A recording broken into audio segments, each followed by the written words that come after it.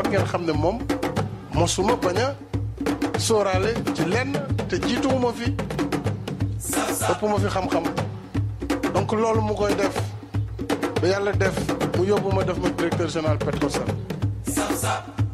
ñu toogati diir mu woo ma pour yóbbu ma ministère de l'énergie des mines et de l'hydraulique première rentrée te amu si lenn lu ma ko laaj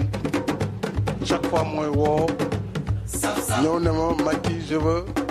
que nga dem fii bi ma demee énergie mine ñu dem accident bi am mu tegal ma si équipement mu nekk surcharge bu 10 ba ñu ci génnee Idrissa Seck di former gouvernement moom moo ma woo bureau la première fois ne ma toogal ñu defar gouvernement boole ma ci pour ma koy jox xalaat ci koo xam ne ministre nga pare laaj ma loo ci bëgg ma ne ko loo ma si jox baax na finalement ma ne ko kon xanaa ma des fi ma newoon muy miin ak yeneen ndax maa ngi la ciy liggéeyal te yaakaar naa ni secteur la boo xam ne je me sens à l'aise mu ne ma kon je vais te mettre ministre d'État parce que ça anoblit comme ça tu vas être premier sur la liste après le premier ministre loolu la ñu nekkee dënk ma cadre parti bi ñuy dem di dem ba jëmmi jamono mu woo ma te loolu aussi dañ ko war a leeral pour l'histoire keroog assemblée nationale boo gisee ñu def li ñu def dañu bëggoon wane ne itam tey jii assemblée bi sa assemblée la les députés sont derrière vous et soutiennent le processus de l'organisation de la conférence islamique et c'est à l'unanimité majorité comme opposition que la ñu voté cette résolution ñun si loolu la ñu nekk ñu si leneen. c'est vraiment ki ñu ngi wax parce que addina bi ko doy waar su ma seetee ba ne kii laa bëgg a dénk lii. waaw bu seetee di seet ci Sénégal yi ba ne kii laa bëgg dénk lii. yàlla ak man rek noo ko xam. ne kenn xam ko pour suuf ba dara ko talaa. ñii nga xam ne nag da nga leen fi fekk ma jox la poste bi. ñii nga fi fekk mu jox la poste bi. damay seede ni amul kenn ci ñoom. ne. Macky Sall du tax mu jox ko lii. ne kor yii nga fekkoon ci parti bi du nekk yàgg ci noo ngi nii toog waaye nag amul kenn kuñ mës a jox bëgg bu tëb ne bu recevoir la ne ko lu tax nga jox loolu man. danañu ma jaaxal. ne bu ko defoon jaaxal. ma leen man wax lii wala lëleel. du leen wax lii wala lël. lu dul sama bëgg-bëggu bopp rek. lu dul rek sama bëgg bopp. yàlla moo ma xiir rek ci loolu man def ko te yàlla ma ko sant. mënu ko expliquer am na ñu xam ne woon na dugg seen bopp. moom ma xiir ci loolu. ah président ne waaye nag yàlla ko xiir ci loolu. ñu waxtaan mu ne ma léegi je veux que tu ailles au ministère de l'intérieur. en tout cas président intérieur de xaw ma lan la woon mais dama ko ragaloon. kon loolu day wax dëgg yàlla xam dafa xaw a diis parce que man daal technicien laa te daal si laa gën a nekk à l'aise mu ne ma daal il faut que nga dem foofu parce que loolu moo ma gënal ko bu dee moo la gënal man amatuma choix kon avec votre soutien je suis sûr que je réussirai c'est comme ça que j'ai été nommé ministre d'État ministre de l'Intérieur et des collectivités locales et porte-parole du gouvernement waaw ku la defal lii yëpp ndax am nga payam.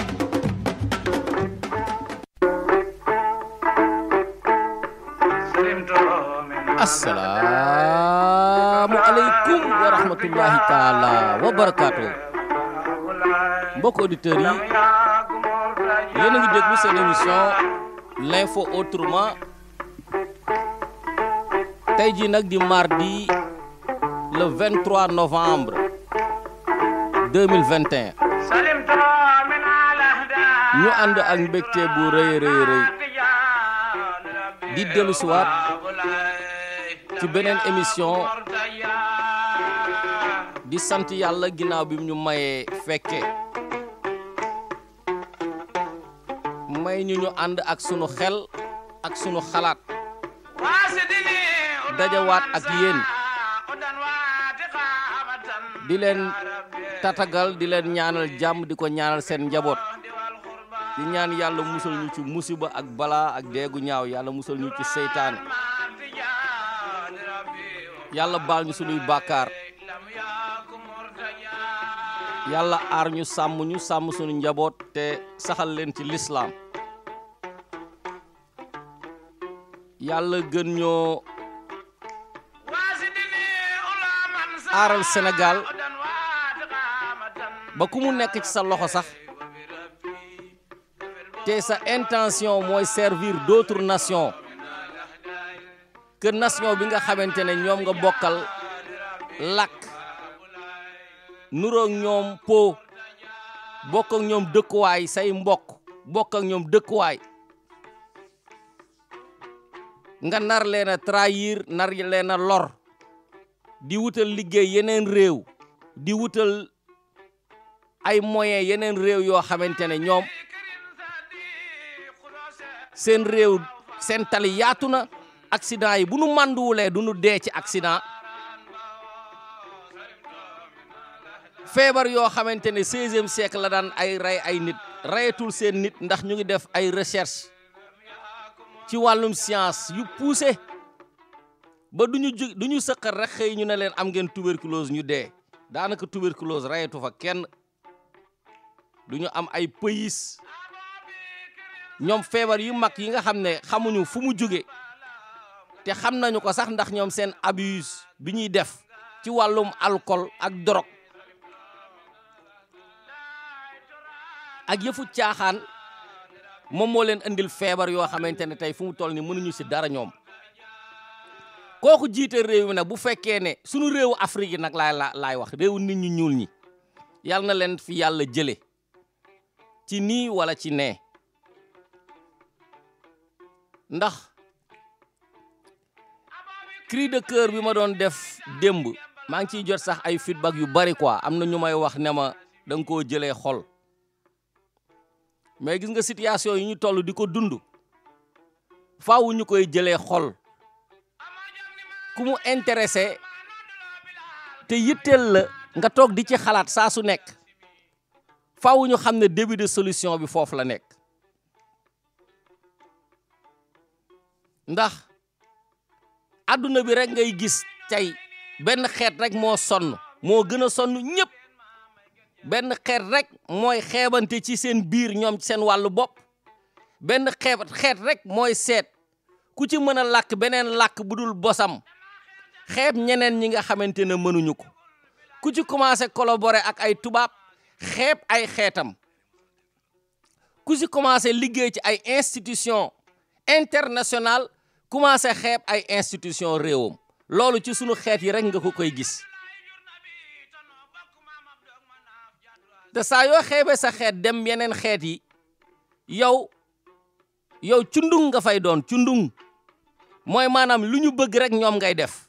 doo ci warante kenn doo ci xuloote kenn nag nekkuloo fa majorité yow un serviteur ngay nekk un serviteur mooy ñoom li ñu bëgg décider ko moom ngay def amul man léegi ay juge laa ca tribunal de la Haye amul juge laa ca tribunaux internationaux yi boo ca dem rek da ngay yow serviteur ngay doon ñuy jàpp ay say moroomu nit ñu ñuul ñu mel ni yow di leen andi ngay jaay ne da ngay appliquer la loi di dur contre ñoom alors que sa réew rigueur boobu mu laajoon yow boo nekkoon juge wala avocat nanguwuloo ko fa andi waaw parce que dëgg benn kese lay doon mënul soppeeku di doon ay ñaari dëgg wala dépendant de la circonstance benn la dëgg la bu nu ko appliqué fu nekk ku nekk jàng ci réew yooyu dañuy dem kanam réew yi nga xamante ne sax ci la ñuy daw di làqu ñun wala ñu demoon jàngi fa ne dootu ñu ñibbeeti c'est parce que dañuy dem ba nga xamante ne ni ñu ñuy joxe sunu respect droit ni ñu ñuy respecté jox la sa droit yow nga def sa devoir day dem ba sunu dëkk yi boo fa demee ñii di def seen devoir bariwul ñuy réclamer seen droit moo ëpp te réclamation de droit boobu ñuy def day dem ba nekk réclamation d'un droit personnel mooy satisfaction personnelle d'une personne duñu xalaat keneen ki booy sànni mbalit ci biti da nga naan mbeddum buur la te amuñu ay loi yu ñuy renforcer wut ay nit yu fay toog di seet kan moo deful yoon ñu di ko wax dara bu ko defee mu créer anarchie boobu nag moo dem léegi ba màgg dem crescendo ba dugg ci biir politique bi boo liiree tey li génn ci journaux yi da ngay gis ne am na ñu ñuy woowee ay kilifa xam nga kilifa moom Sénégal ça dépend noo ko doonee du réew mi mooy jox nit kilifa politiciens yi ñooy am ay position fekk ñoo xamante ne mosuñoo wax nit ñi déglu mosuñoo taxaw di wax mbooloo toog di leen déglu ëpp juróomi nit bu nu ko defee rek seen jabar la ñu waxal ak seeni doom ñu yëkkati leen jox leen ay position def leen ay conseiller wala jox leen ay position yu mag ci mbirum institution réew mi ñu commencé nag léegi nag di wax pour nit ñi di leen déglu ñuy wax ne position boobu nga xamante ne dañoo defar seen benn mbootaay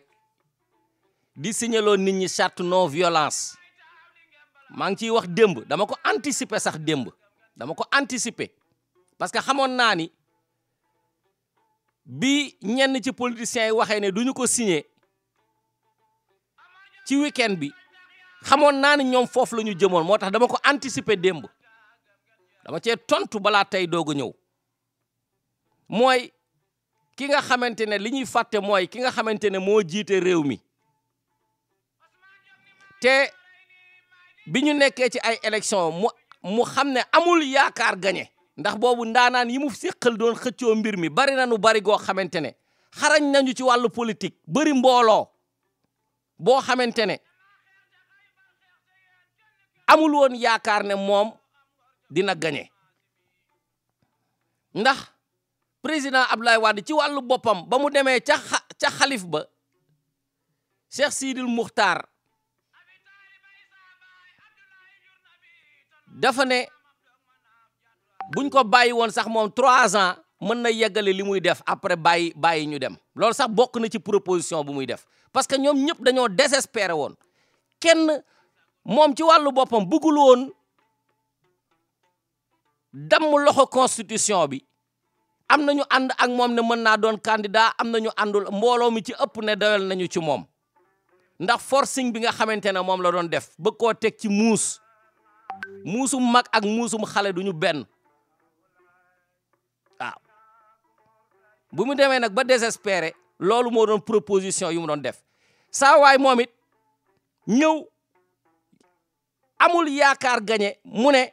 man sax gis nga bu nu ma falee dama koy jëlee 7 ans yóbbu ko 5 ans loolu mooy non seulement xamul nguur gi li ci maanaam li ci nekk mais xëy na xam na ko ndax am na lu mu ci ñam mais amul woon yaakaar loolu mooy koo xam proposition boo xamante ne koo xam ne yaakaaram mu ngi waaj a tas am na ci ñoo xamante ne dañoo àndoon ak moom dañoo defe ne woon sax day def 3 ans rek organiser élection quoi nee nañu loolu sax génn na ci proposition yi parce que yoon woo mën a jaar ba nax peuple bi rek doon président jégg titre boobu rek gars yi loolu lañ doon wut am na ci candidat yi ñoo xamante ne loolu proposé nañ ko sax moom mu ñëw ak benn formule bu graaw boo xamante ne gars yi dañ naan comme ab yambar la moom yees la woon lu ko président bi waxoon loolu la daan def daanaka jàngam soriwul ah te nuruwul ko am fit ah léegi nañu ko bàyyi rek mu jàll te man sama position moo doon moo tax gis nga ñi di wax mbirum droit bu fekkee ay nit moo tax ñun lu ñuy xeex duñ ko xeex ba mu jeex parce que bu ñu demoon 2012 ñu ne Abdoulaye Wade warul woon doon candidat parce que li may wax nii li tax may dellu ginnaaw di ko wax mooy la fa xewoon dafay répercuté wa tey ba tey lépp loo xam ne dañ koo defoon démb mu dugg ci histoire bu dee lu baax la wala lu bon la dina am ku koy jël occasion utiliser ko waaw mais bu ñu demee ba peuple bi di manifester wu nu nekk benn candidat bi warul doon candidat ba am ñu ci dee ba am ñoo xam ne defuñu campagne électorale ñoom Ibrahima Fall defuñu ko Idrissa Seck defuñu ko ñoom ñëpp dañu doon def ay manifestation pour ne Ablaye Wade candidature am baaxul waaw léegi nag bu gouvernement bi defee forcing organisé kay li politiciens yëpp waroon def mooy bañ a reconnaître ne élection boobu amul baaxul loolu moo doon yoon bu fekkee yow gëm nga position bi nga gëm ne moom mooy yoon mooy droit moo taxoon nga doon xeex di woo sénégalais yi ba ñu dee ci am ñu ci dee Mamadou Diop moomu ca la bokk yàlla na ko yàlla xare àjjana donc loolu bu xewee da nga war a continuer assumer sa position mais doo varier ñu ne deuxième tour am na rek gaa yëpp fàtte ne dañoo waxoon ne candidature kee amul léegi ñu ne comme que saawaay moom moo dem deuxième tour te moom def na campagne ndax fa la leen bàyyi dem ñu ne nanu ànd ak moom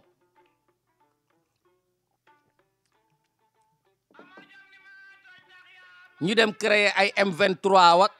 ñëw naan da ngay signé kiiwu assises nationales yi mu signé yëpp waruloo doon chef de parti doon président de la république waaye teewul tey bi loolu yëpp bi mu ñëwee da ko foulé d'un revers de main moo may wan ne politiciens yi dañoo flexible lenn la ñuy seet rek mooy nguur politiciens yi lu bari ñoo ko nuru parce que seen apprentissage ñoo bokk école yi nu ko defee gisuma ci patriote boo xamante ne jar na dee gisuma ci patriote boo xamante ne jar na xeex gisuma ci patriote boo xamante ne intérêt réew mi jar na tax du varier ci ay propos yu muy jox nit ñi élection yi nga xam ne moom la ñuy jëm muy élection wut liggéey élection wut liggéey la gars yi fu mu toll nii dañuy wut liggéey képp ku siiw c'est une occasion pour que nga am liggéey ñi ëpp chance nag mooy ñi nga xamante ne ñoom localité yi ñuy wut mooy yee nekk ca région yi ca àll ba nga xam ne du bëri nit da ngay gis benn village benn fu ñuy voté foo xamante ne nit ñi du ñu mat sax 10 000 ñu ne la yaay maire place boobu 10 000 sax ëpp na 5 000 ñooñu ñoo ci am chance ñu am seen première fonction muy maire ñu ràññee leen ko am ci ñoo xam ne seen position yi day dépendre ñi ñu décider ne ñoom la ñuy àndal ak bu ëllëgee bu ay problème amee ñan la ñuy àndal maa ngi koy wax démb ne leen dañoo changer paysage politique bi ba nga xam ne léegi il faut nga nekk guerrier dellu nañ ci temps Lat Joor ak Alburi ak ñoom Buur Siin Kumba Ndoofeen léegi affaire bi mbirum guerrier la parce que bu fekkee ne kii jiite réew mi lépp mu ngi ko bëgg a teg ci mbirum violence dañu daan manifester Ablaye Wade ne problème de formalité la da ngeen koy yëgal rek ngeen dem manifester mu ñëw ne kenn dootu fi manifester nit ñi bu ñuy regrouper sax di def ñaxtu pacifique ñu sànni leen ay lacrymogène wala ñu arrêté leen yàq seen casier judiciaire parce que li mu ci jublu mooy yàq le maximum de politiciens yàq seen casier judiciaire ba am na ay position yoo xam ne duñu ko mën a jël moo tax boo gisee bu manifestation yi amee kilifa yu mag yi daanaka kenn du leen jàpp am na ci ñoo xam ne bala ñuy break law bi la ñuy dem policiers yi jàpp leen ma wax leen loo xam ne dama xamul ndax seetlu ngeen ko bu ñaan manifestation am na à la première minute la ñuy fexe ñoom ñu jàpp leen ñoom politiciens yi du ñu nangoo break benn law dañuy fexe ñëw foo xamante ne policiers yi duñu leen sànni lacrymogène dañ leen di jàpp rek dugal leen ci oto ba yóbbu leen parce que bu subaa rek ñu bàyyi leen ñu génn wala buñ ngoonee rek ñu bàyyi leen ñu génn du ñu jël risque wala du ñu ñëw militants yi la ñuy bàyyi parce que ni ñu leen di arrêté ni mu gaawee moo may wan ne dañ koo bëgg préparé wuñu pour dem combattre ni ñuy solo da la koy wan ak fi ñu leen di jàppee à la première minute moom moo lay wan ne c'est organisé quoi léegi nag kooku nga xam ne moom mooy doxalee noonu réew mi jaralu ko dara boppam la jiital waaye ki nga xamante ne aussi mooy empêcher nit ñi ñu opposé wu ci politique bu muy def de la nation moom tamit mu ngi créer violence je ne fais que me répéter wax naa ko démb léegi nag réew bu tollee ci situation yooyu soo doonee un intellectuel nga xam la politique saine nekk bitim réew sax wala nga jàngee fa wala nga jàngee Sénégal gis ni institution yi war a doxee ñu dex la définition yi réew yi ko appliqué yëpp ñu ngi koy doxal ci saasi te amuñu benn obstruction yow ñu ne la léegi yow condition yii ngay jaar affaire u guerrier la dañuy dellu ci mbirum Lat Joor wax dëgg yàlla ki fa ëpp fit parce que sunu maam yi li taxoon ñu nekk buur dañoo nangoon nekk ay gladiateur ñu leen di géewal di leen ruumal ñuy rendi di rey ba gaa yi ku mu jaralul nga dee nga bàyyi royaume bi ak ñoom noonu la demee woon léegi nag fu mu toll nii ci loolu la ñu toll jarul diplôme jarul bari xam-xam jarul sax mën a wax jàmmaarloo ak ki nga xamante ne mooy tere li muy tere pour que moom mu gën fee yàgg loolu fu mu toll nii mooy drapeau bi ñu samp ku ko ñeme rek moom réew mi sax fu mu toll nii dañoo dem ba nasee leen ci noonu ñoom léegi ñoom ñëpp noonu la ñuy xalaatee waaw léegi réew mi ñoom ñëpp noonu la ñuy xalaatee waaw diw moo baax ci moom ndax moom du ñu waxee lii rek mu ne lii aha ñu ngi ñuy yóbbu ci côté gladiateur bi léegi te côté gladiateur réew yi ko defoon yëpp gis nañu fu ñu mujjee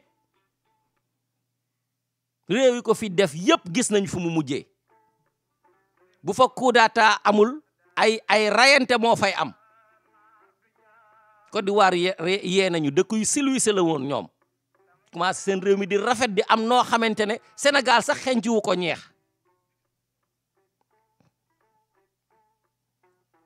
léegi nag foofu nga xam ne foofu la ñu jëm du lu baax ci réew mi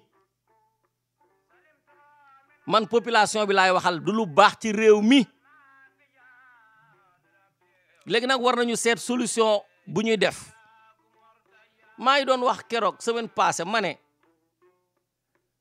nit koo xamante ne da nga bëgg sax sa entreprise soo ko amee te Sénégal c'est une entreprise pour ñun bu fekkee ne dañoo bëgg Sénégal raw France waruñoo am koo xamante ne lu baax rek France la koy jox bu ñu bëggee Sénégal raw États-Unis du lu ñu am rek États-Unis moom lañ koy jox wala États-Unis duñu wax nu ñuy doxalee parce que li paradoxe bi gën a rëy mooy dëkk yooyu nga xam ne ñooy ñëw di ñu contrôler ñun Afrique ñoom seen dëkk bi seen dëkk yi ay njombe rek moo fay xew ay njombe rek moo fay xew te ñoom seen problème sociaux yi ñu am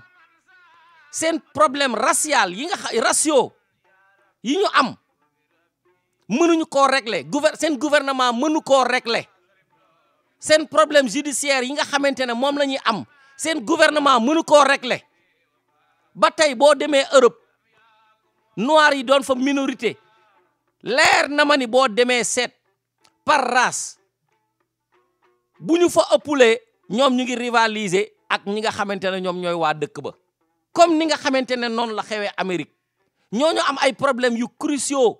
yoo xam ne mënuñu koo faj ñooñu ñooy ñëw naan la yow taalibe yi di taxawaalu ci mbedd mi te boo ñëwee ñoom fii ci seen ville yi gën a mag ci seen 50 états yi nga fekk fa ay nit ñoo xamante ne ci mbedd mi la ñuy fanaan di yalwaan di puub ci mbedd meeg di ko saw waaw doon ay drogué dañuy sax jaay drogue ci mbedd mi léegi nag ñooñu ñooy ñëw sa dëkk ne la yaa trop de bavure policière te fii ñu dëkk ñun ñuy rey ay nit ñu ñuul policiers yi di target ay nit ñu ñuul di leen rey saa su ne léegi ñëw yooyu boo amee fulla est-ce que ñooñu war nga leen a déglu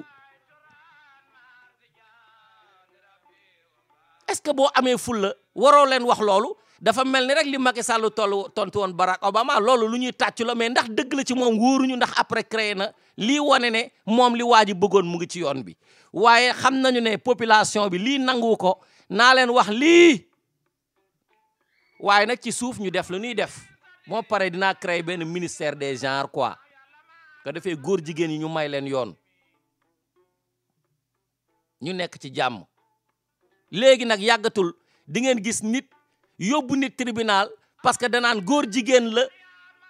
mu def ma dara lii la ma def ak li ma daa sosal la ñu yóbbu la ci sunu tribunaux yi ñu condamné la loolu yàggatul parce que affaire bi foofu lay commencé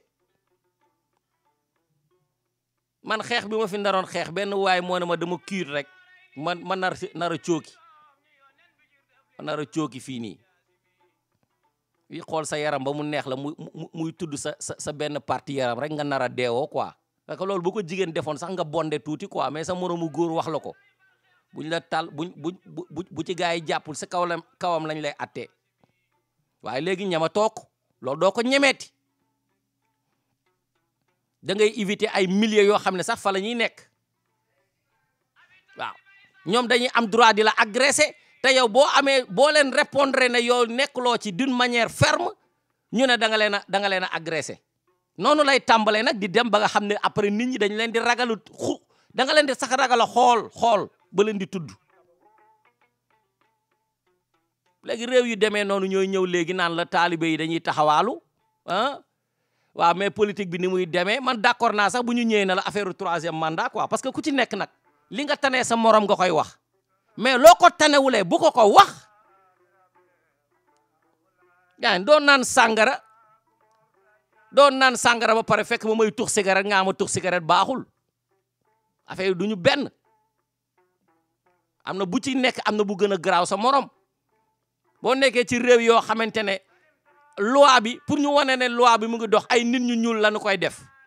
rek réew yoo xam ne dañoo am histoire séparé nit ñu ñuul ak nit ñu weex réew yoo xamante ne dañoo am histoire policiers yi di rey nit ñu ñuul ñi mais ñooñu bu ñu ñëwee naan la ay taalibe yi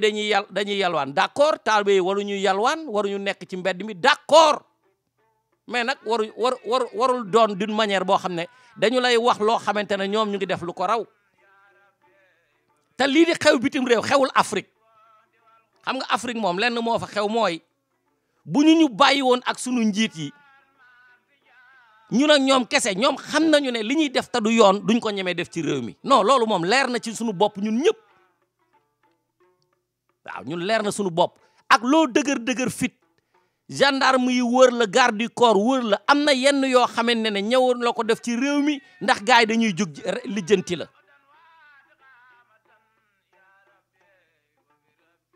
waaw donc waroon nañoo seet yeneen moyen yeneen waxtaan yi gën a sensibiliser parce que li tax ñun ñëpp ñu war di wax mooy ñëpp ñoo war a waxandoo gis nga bu ñëpp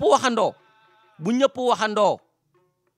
dañuy wax ne bu ñëpp waxandoowee kenn du dégg waaye ci situation yi ñu nekk bu ñëpp waxandoowee ñëpp ay yeewu ku xam dara yee sa morom te ñu moytu di ko concurrencer parce que ñun li ñuy def mooy concurrencer di tontuwante di bëgg a nekk leadership ku ci nekk bëgg a nekk ne moment bii xeex bi man maa war a nekk leader bi loolu mooy indi tentamar bi loolu mooy indi coow yu bari loolu mooy indi ñàkk déggoo bi loolu mooy yàq harmonie xeex bi te ci politique bi fu ñu toll ni foofu la ñu toll te ñi jéete réew mi xam nañu ko ñoo xam ne dañuy xeex injustice te bu ëllëgee bu ñu leen woowee rek ñu langoo ak ñi nga xamante ne ñooy def injustice lan moo changé ci diggante bi lu dul jox la privilège rek am na ñoo xam ne ki jiite réew mi ñàkk leen jox nopp rek ñàkk leen reconnaître ñàkk leen xam ne xam nañu leen moo leen di tax a wax waaye bu ñu leen di wan ne ñu ngi leen di déglu ñu noppi wala ñu def comme si ñu ngi leen di laaj ñu noppi léegi nag loolu am na lu bari loo xam ne daf koy yàq ci sunu réew mi nit ñi nag bàyyeeguñu maa ngi koy répété scandale bi nga xam ne moo xew ci mbirum Miss Sénégal bi nañu ci wax jeexagul doomu réew yi nga xamante ne aussi ñoo nekk ci réew mi doon investir di créer ay emploi ñu kompaloo leen parce que dañu leen di gêner nanu ko leeral te yooyu yëpp ñëw na ci presse bi tey mooy mbirum ñoom Kabiru Mbóoj war nañu ko leeral waaw démb nag dañoo jot information buy wane ne Sëriñ Bassirou Gueye procureur Macky Sall boobu dañu ko viré am na ñuy wax ne daal liggéey maanaam defal na ko liggéey bu rëy boo xamante ne bu moytul palais lañ koy yóbbu quoi palais dañ ko wutal benn fonction bu gën a baax fonction politique ndax def na liggéeyam ndax njombe bi xew ci magistrature bi li ci ëpp moo ko def moom sëñ Bassirou Gueye moom ngay gis waaw li ëpp ci lu ñaaw lu ñuy def ci réew mi moo ko defal Macky Sall ndax moom moo doon ki nga xamante ne mooy prosécuter nit ñi nga xam ne dañoo opposé wu réellement ci politique bi nga xam ne moom la Macky Sall di def ndax loolu la questionnement la dina leer ci kanam ñu ne dañ koo remplacer keneen est-ce que moom dafa mouiller maillot bi assez ba challenge bi nga xam ne moo nekk ci kanamam yaakaar nañu ne li ci des mënu ko ndax am na ay erreur yu bëri yu nu def nee nañu am na ay erreur yu bëri yu nu def ci doxalin bu ñu doon doxal ak opposition bi ñoo xam ne dañ leen di jàpp te waruñu leen jàpp dem nañu ba jàpp ne li xew mois de mars ñoom am na lu ñu ci joué ndax ni ñu doxalee yoon wi du woon noonu ni ñu ko designé woon du woon noonu mbirum Adji Sarr bi ni ñu ko géré du noonu donc il faut que ñu sanctionner leen parce que mënoon nañ ko doxee neneen noo xamante ne réew mi ak l'opinion internationale bu ñu xoolee mbir mi dañuy gis ne mbirum viol la du mbirum politique ñoom nag dañ koo jiital ne mbirum politique la il faut que ñu éliminer sunu adversaire loolu moo waral tamit te gis-gis boobu mooy gis-gis bi ñëpp gën a partagé moo tax bi nit ñi di génn ci tali bi dañoo boole frustration yëpp génne ko def ko ñu ne leen def ngeen ay erreur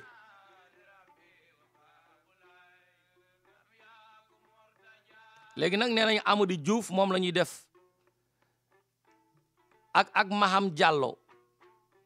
ñooñu ñooy les faces nouvelles yi ñu nar a gis ci mbirum justice ci moment boobu la ñuy fustiger ñoom ci seen wàllu bopp aussi charte de non violence bi nga xamante ne Ousmane Sonko nee na moom du ko signé démarqué na woon ci te wax na dëgg foofu du ma ko ci blâmer de loo xamante ne sa survie politique ci la défendre ni nga xamante ne noonu la survie politique ki orchestré mbir mi ki ko orchestré li ko tax a jóg mooy sa survie politique mu bëgg yow moom mu am ñu koy xeexal am ñu koy protéger moom bu defoon sax haute trahison daanaka duñu ko topp te loolu waroon na tax ñu topp ko même bu fekkee ne il est président de la république te loolu yëpp moom mooy chef juge yi mooy chef magistrat yi su ko neexee suba mu dissoudre assemblée nationale yore tous les pouvoirs kooku bu la woowee te doxalul yoon amul yërmande kooku bu la woowee ne la léegi damay def da ngay signé ne yow doo def violence boo ko signé da ngaa dof boo ko signé da ngaa dof waaw donc fu mu toll nii mu ngi orchestrer un vaste mouvement au sein de la magistrature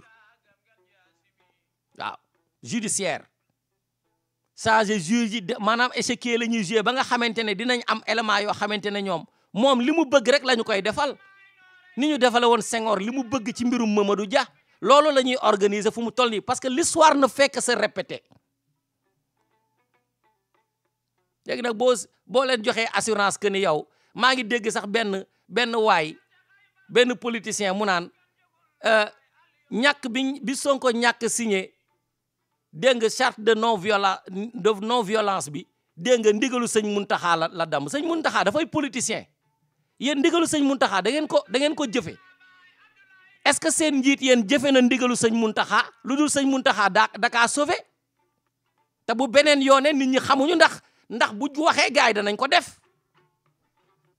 loolu mooy la réalité xam nga man du ma nekk fii di waxantu ci suuf quoi li gars yi di wax ci suuf loolu laay wax ci kaw est-ce que bu beneen yoonee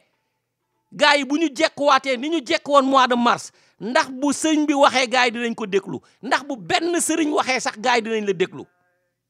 ak ay promotion ci mbirum justice bi au niveau du conseil supérieur de la magistrature looloo fa xew léegi nag bu ñuy andi ay échec ñoo xamante ne bu ëllëgee dañuy def injustice ci réew mi léegi nag yéen ngeen naan waa ji na signé léegi bu signé lee ñuy andi sëñ Muntaxa quoi xam nga dañuy andi sëriñ si bu ko defee yow boo waxee dara ñu ne sëriñ yi nga tontu ndigal c'est pas une force loolu tamit nanu ko xam parce que booy nekk ci yoon yi da ngay xam lan mooy définition mooy ndigal c'est pas par force loolu ma wax ko te kenn du ko weddi waaye dañu naan la boo ko defee moo gën ci yow boo ko defee moo gën ci yow waaw loolu dëgg la mais boo ko defulee mais defuloo ko waxuñu la boo ko defulee nangam moo lay dal waxuñu ko léegi nag situation bi ñu nekk dafa am kenn koo xam ne moom lu ko neex lay def mais moom kenn joxu ko ndigal pour mu def lu mu war a def wala buñ ko joxee moom du ko respecté waaw ñoom naankatu sàngara yi ak def saay-saay yu mag a mag yi ñoom kenn du leen wax daara mais mun naa waat ci yàlla ne buñ ko jekkuwaatee nin ko jekk woon am na juróomi weer defe naa amatul kuy waxati ba dara loolu génne ko ci parce que day mel ni rek yàlla moo ñëw nag yàlla moo ñëw moom benn bi raté na moom def na ne fu mu toll nii renforcer ay armement wala def un jeu d'échec changer ay nit remplacer loolu moo taxoon affaire bële am fayit moom loolu la yaakaar di seet tamit ay juges yoo xam ne ñooy gën a gaaw ñi fi nekkoon mais ñi fi nekkoon bu ñu seetee seet gisuñu ay yoon yu ñuy jaar ngir def loo xamante ne seen conscience dina nelaw comme ni ñu defoon Mamadou Dia ñi ko defoon ba tey ba ñuy dee ñu ngi nekk ci télé yi naan coup d'état moo amoon alors que Mamadou Dia la ñu coup d'état parce que ñu ngi nekkoon ci régime parlementaire waaw ba ñuy dee ñemewuñu weddi Senghor loyauté bi ñu amoon ak Senghor ñemewuñu ko weddi léegi nag waa ji génn pour mettre les politiciens mal à l'aise mu naan leen bu ngeen signé wul charte bi ndigalu sëñ Muntaxa la sëñ Muntaxa dafay wax benn charte non violence naan bu leen moom li mu leen wax non violence bu ko waxee ça s'applique à Macky Sall et ça s'applique à toutes les positions amul ku nekk ci gouvernement bi nga nekk am position de force ñëpp la boole non violence bi waa léegi yéen da ngeen cee bëgg a profité yéen ngeen di def non violence tànn ay nit ñoo xamante ne dañoo bëgg liggéey ne dañoo bëgg nekk maire ngeen indi violence ne leen tebbi naa leen tapp naa diw tebbi naa la tapp naa diw maire bu nar a rën pour sa succession nga ne ko teppi naa la tapp naa keneen waaw loolu violence la di xam nga violence gars yi dañoo defe ne tant que deret génnul violence amul violence verbale am na c'est pas seulement physique tapet yi rek ñoo ragal violence physique mais violence bala muy nekk physique verbal lay commencé gars yi bala ñuy dóorante dañuy saaga wante ay ndey dañuy yuuxu wante dañuy nappante dañuy def ay grimace dañuy menacer wante doog a laalante bi moo mujj xaj sax bala mu lay song dina la xiiru boobu mooy violence verbale bi waaw léegi nag ñoom ñu ne ñoo nekk position ñu ne léegi violence bu mu am léegi signé leen bu ko defee ñoom ñu continuer seen violence verbale seen abuse baare nit ñi ci télé bi kenn invité wu leen télé yi nu moom gouvernement bi rek lañ ciy invité dégg nga soo waxee ki jiite réew mi lu muy def loo xam ne du yoon sa politique étrangère boo ko waxee ñu ne boo ñëwee ca réew ma ñu convoqué la instrumentaliser gendarmerie ak police ñuy def enquête au lieu ñu def ay enquête pour la sécurité des Sénégalais ñoom dañuy def enquête pour la sécurité du président ñi di fomenter ay complot contre l'état du Sénégal maanaam l'état en entier waxuma le gouvernement yooyu ñu bàyyi ko foofu quoi bàyyi sunu frontière yu perméable yi ay nit di dugg ci dëkk bi di seet kan moo am business ñu bàyyi la ba nga wàcc ñu encagoulé ñëw sa kër attaqué la jël sa alal ñoom loolu faale wuñ ko enquête 2 jours lañ ci def bàyyi mu daanu tant que population yi jàppaluñu seen agresseur ñoom duñu def justice lenn moo leen intéressé mooy kii di wax fan la nekk Amérique kañ lay ñëw te xamuñu ne waa ji amul këyit quoi ñu may xaar fekk xamuñu ne sax amuma këyit Amérique clandestin la clandestin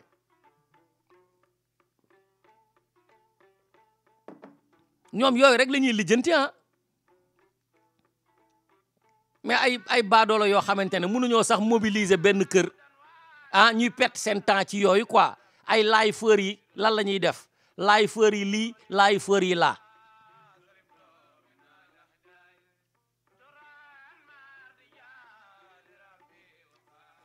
léegi nag am na loo xamante ne information la moo tax boo demee ci journaux yi nee nañ Macky Sall chamboule la magistrature waaw loolu la ñu la bindal waaw léegi nag dafa am ay situation yoo xamante ne ñoom la ñuy ñaan yàlla yóbbu ci Sénégal pour que atmosphère bi ni mu dansé aussi mu soppeeku loolu bëgg nañ ko lool waaw parce que élection locale yi li ci des daanaka 61 jours la moo ci des waaye nit ñee ngi nekk entre inquiétude ak incertitude ñii naan dina am ñii naan du am ñii naan naka lay amee ñii naan dañ nar a sàcc ñu bëri ci ñi nga xamante ne ñoom ñoo koy interpréter nee nañu les dés sont pipés ñëpp wax nañu ko ñeneen ñi nga xamante ne nag ñoom yaakaar nañu ne te Macky Sall di organiser wu élection bu mu perte organiser ko waaw boo yoree mbër nag moo xamante ne daanoogul buy bëri ji rek da ngay jàpp ne day gagné wala mu match nul waaye kenn du ko gagné waaw kenn du ko gagné ñi ci ëpp ci ñoom ci politiciens yi li nga xam ne moom la ñu bëgg a assurer rek mooy Macky Sall du doon candidat 3e mandat moo tax ñoom ñëpp maa ngi leen gis ñu ngi def ay sorties di wax ne vraiment li Blinken wax mooy ki njiitee mbirum politique étrangère aux États-Unis li mu wax daal tagg saawaay nee na vraiment xam na ko ne kuy appliquer la moom vraiment kon daal am nañu rassuré wu nañu ne Macky Sall du doon candidat quoi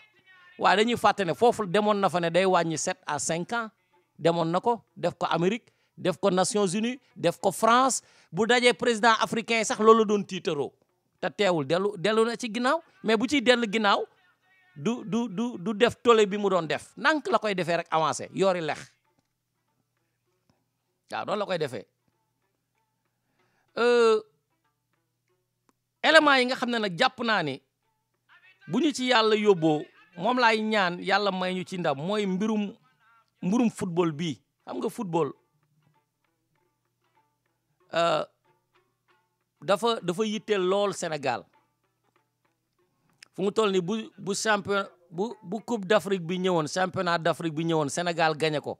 dina indi un peu de relaxation ci nit ñi ci intensité bi ñu jël seen yaram ci wàllum politique dina ko wàññi waaw waxatuma la ak nag bu Sénégal qualifié woon ci Qatar 2022 dafa am sama benn xarit bu baax bu ma jox information bi ne ma su ma sañoon affaire football aussi il faut nga dugal ko ci waxtaan wi ndax am na loo xamante ne da koy jouer ci nation wax na dëgg yéen a ngi fàttaliku ba Sénégal gagné France Ablaye Wade daa génn ci réew mi yëpp mel ni ab guerre la ñu gagné te ñoom li ci garaaw mooy seen sport bi nga xam ne moom moo leen di jox mbégte moomu cette joie populaire duñu ci def liñ ci war a def te loolu mënoon nañ ko def ci sport yëpp nag waaye sunu réew yi football rek lañu koy def mënoon nañ ko def ci yeneen sport olympique yi liggéey ci parce que sa réew bu amee ndam dafa am loo xam ne sur le plan économique da la koy indil am loo xam ne sur le plan touristique lay jaar parce que réew yi ñuy ràññee yëpp kat ci sport bi moo tax ñu ràññee leen defoon naa ci waxtaan sax ay jamono Jamaïque bii bu dul woon Bob Marley du yamba ndax Bob Marley ci à travers la musique reggae Bob Marley promotion yamba la def bu ñu nee yamba rek Bob Marley la ñuy xalaat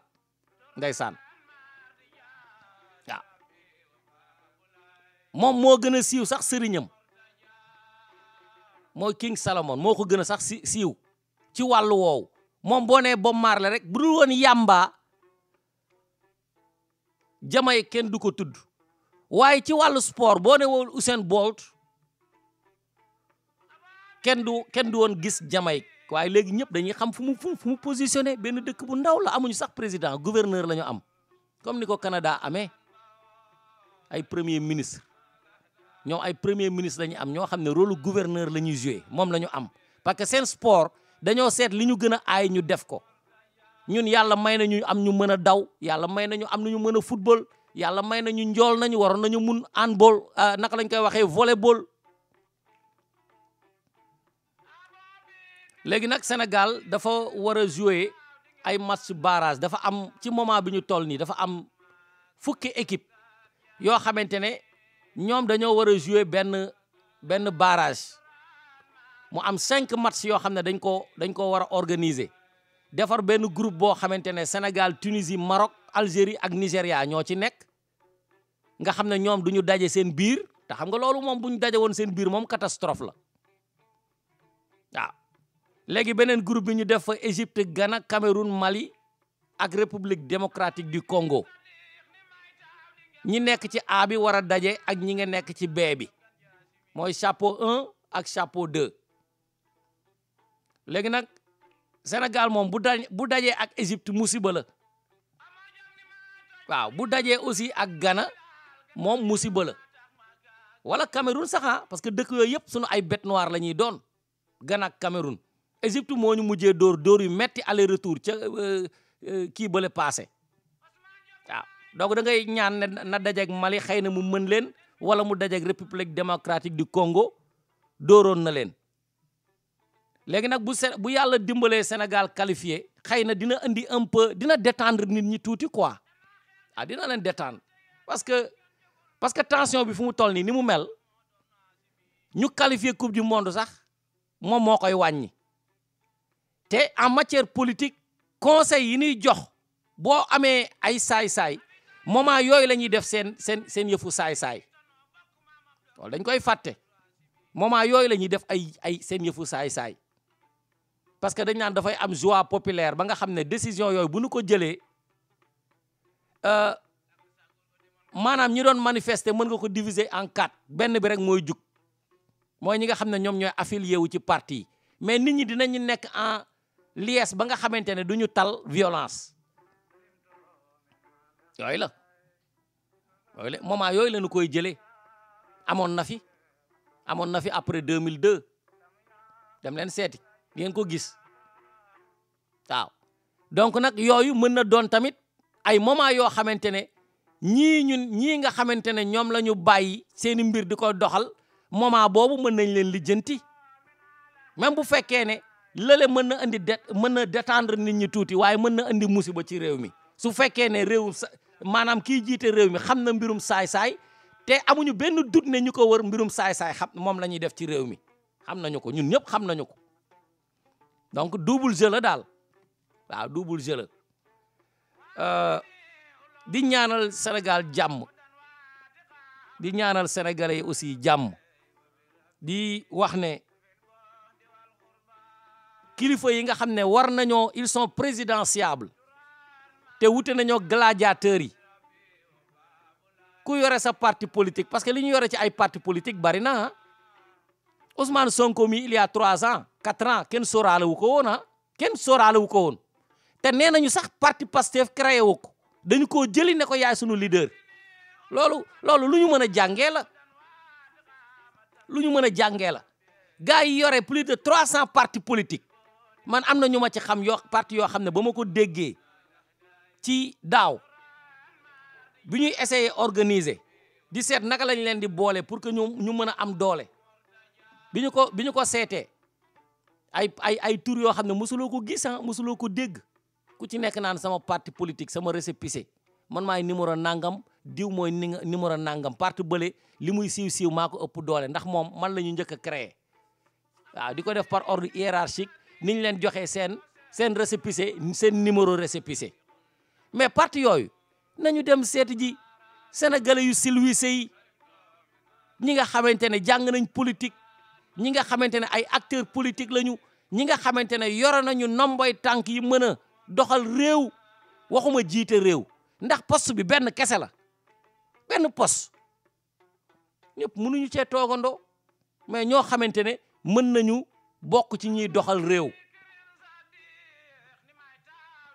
ñu woo leen comme ni ñu woowee Ousmane Sonko jox ko Pastef changer acronyme mu parti politique bi def ko parti africain tey dugal ci yeneen i nit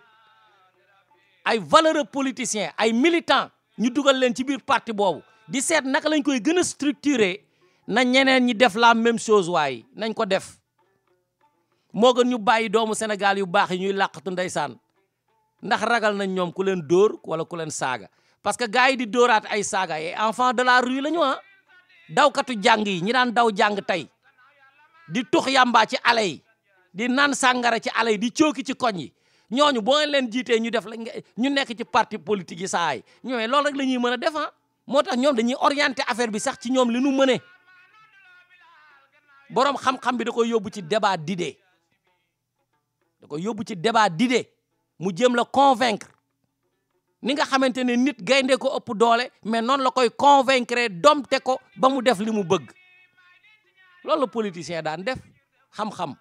daan Senghor ak bëri xam-xam Senghor am na ñoo xam ne sax dañuy jiiñ Senghor ay affaire wàlli ay affaire mystique am na ñu bëri ñu ko koy jiiñ te fekk xoola xam-xamam la leen doon naxee quoi jamono politique ba muy baax ci loolu lañ doon nekk waaw wala buñ lay nettali ay ñoom les jeunes Babacar Bala sunu anciens politiciens yi ñu fi yoroon ñoom Amadou Makhtar Mbaw jeune ñoom Lamine Gueye jeune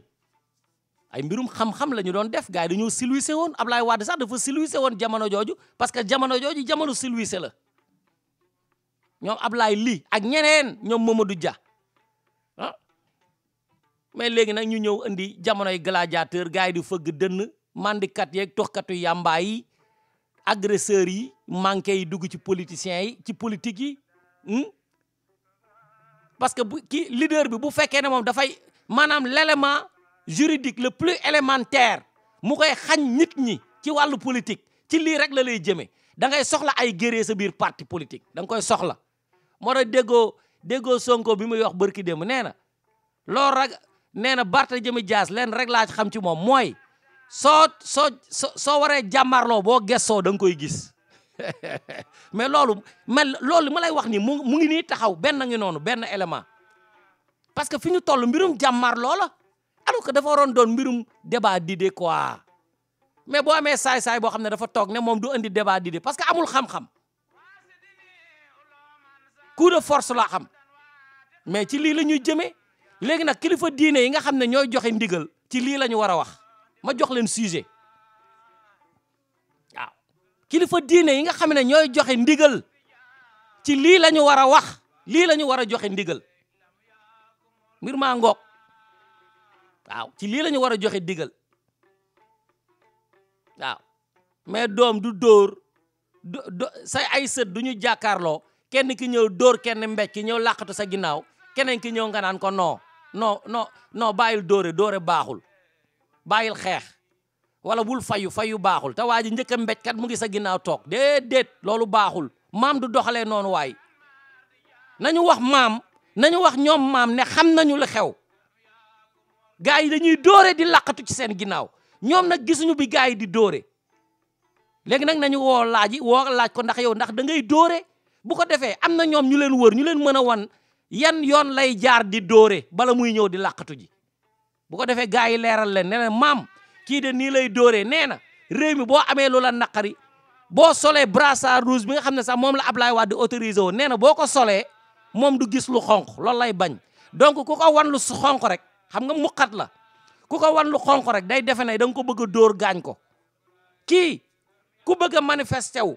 mu ne doo ko fi defee ku wax ci rajo yi loo xamante ne àndoon ak li mu bëgg mu yónni gars yi ñu jàpp la tëj la kaso yàq sa casier judiciaire kii dafa créé ay nervi yoo xamante ne fu mu war a dem ñoo koy jiitu di dóor manifestant yi bu boobaa maam danaan yow loolu ngay def mu ne waaw mën na am sax mu dóor la mbéj parce que buñ ko leeralee faaw mu dóor la mbéj bu ko defee nga bàyyi yeneen sëtam yi li nga leen di def mbokk yi loolu mooy li nga xamante ne tey bëggoon naa ko waxtaane di baalu àq ñëpp képp koo xam ne dégg nga fi loo xamante ne neexu la maa ngi la koy jéggalu képp ku fi dégg loo xamante ne loo amal njariñ la nga seet naka ngay liggéey ci implémentation bi bu ko defee Sénégal en sortira vainqueur di leen baalu àq di leen ñaanal jàmm di ko ñaanal seen njaboot ba suba incha allah. sunu gaal gi moom du mës a suux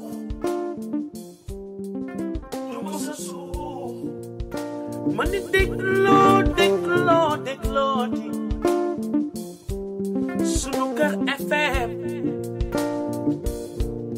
seeni kër laa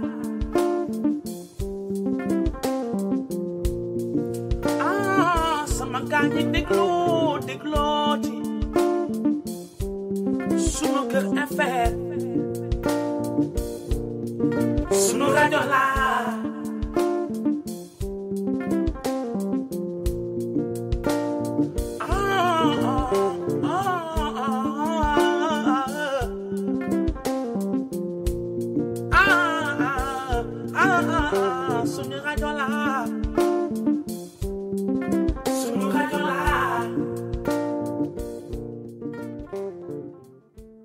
du fenn fu dul fii ci sunu kër